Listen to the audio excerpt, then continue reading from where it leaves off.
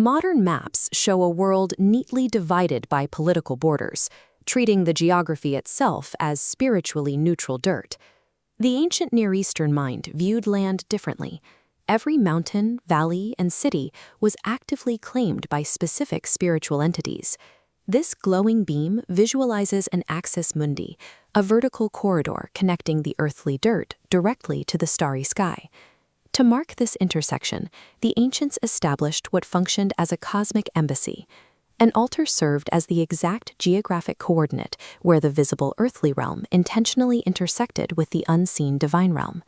Erecting an altar or standing stone executed a territorial and legal claim over the physical land.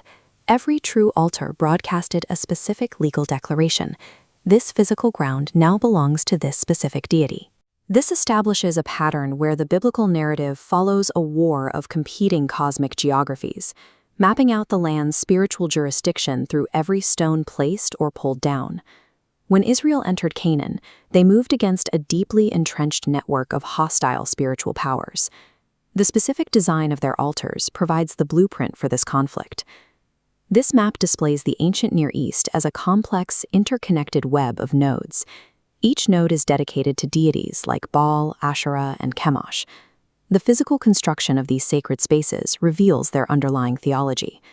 Pagan nations built highly engineered structures designed to manipulate the divine, whereas Yahweh demanded raw, unengineered stones. Systematically contrasting the Canaanite high places against Yahweh's architectural mandates reveals how Israel systematically remapped this landscape. Yahweh's insistence on raw materials shifts the focus from human craftsmanship to the sovereign initiative of God. A typical Canaanite high place, known as a bama, was constructed on elevated ground and utilized highly engineered stone structures. This photograph shows the central feature of pagan altars, the masabat, or standing pillars. Notice the precise engineering. These columns were deliberately hewn by craftsmen, intended to physically house the deity's power and anchor the god to the territory. Here we see another frequent element, a massive oak tree looming over a raised stone platform. Combining the stone pillar for Baal and the wooden Asherah pole created a demonic embassy, promising fertility and power without any moral covenant. Pagan architecture operated as a technology of control. Humanity attempted to pull the divine down, binding it to a specific geographic coordinate through physical engineering. Yahweh deployed a strict counter-architecture to dismantle this system. In Exodus chapter 20, Moses receives rigid, minimalist laws for altar construction. The first mandate dictates that Yahweh's altars must be made exclusively of raw earth or entirely uncut whole stones. This diagram illustrates the second mandate, an absolute prohibition against using any iron tools or chisels to shape the stones. The law states that applying a chisel defiles the stone, introducing human technological achievement into the realm of atonement. The third mandate enforces a strict ban on building steps leading up to the altar, preventing the exposure of human nakedness during worship. These three rules directly attacked the Canaanite paradigm. You do not climb up to God, and you do not build a house to contain him.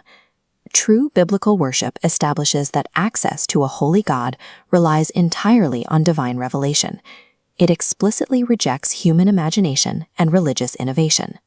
If standing stones were pagan mechanisms, why did biblical patriarchs like Jacob and leaders like Joshua also set up standing stones? The distinction lies in their function. Pagan stones were inhabited by deities and received worship. Biblical stones operated as legal witnesses. This photograph shows the Jordan River. When Joshua led the Israelites across, he was commanded to take 12 stones from the riverbed and erect them at Gilgal. They served as a physical ledger, memorializing the covenant for future generations. By placing them in the land, these memorial stones functioned as a territorial claim for Yahweh, establishing his jurisdiction without violating the prohibition against idolatry. Biblical standing stones operated as silent teachers. They anchored Israel's memory to God's historical faithfulness, rather than attempting to capture his power in rock. Bringing these architectural and theological elements together gives us a clear framework to re-examine the conquest of Canaan under Joshua. Looking at these excavated, ruined stone foundations, we see the physical results of the explicit divine command in Deuteronomy 7 to smash the sacred stones and cut down the Asherah poles. Destroying these sites is a formal jurisdictional eviction. Leaving a pagan altar intact left a competing legal claim over the land and its people. Smashing these structures officially voided the previous territorial rights, reordering the land according to Yahweh's law. From the patriarchs to the prophets, altars functioned as advance outposts planted in hostile territory, expanding sacred space into a fallen world. Pagan pillars attempted to pull the divine down through human effort.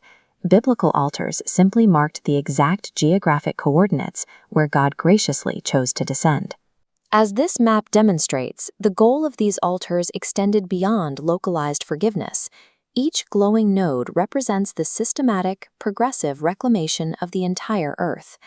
The altar was God's architectural bridgehead, a temporary embassy designed to reunite heaven and earth, holding ground until the day His glory fills the new creation.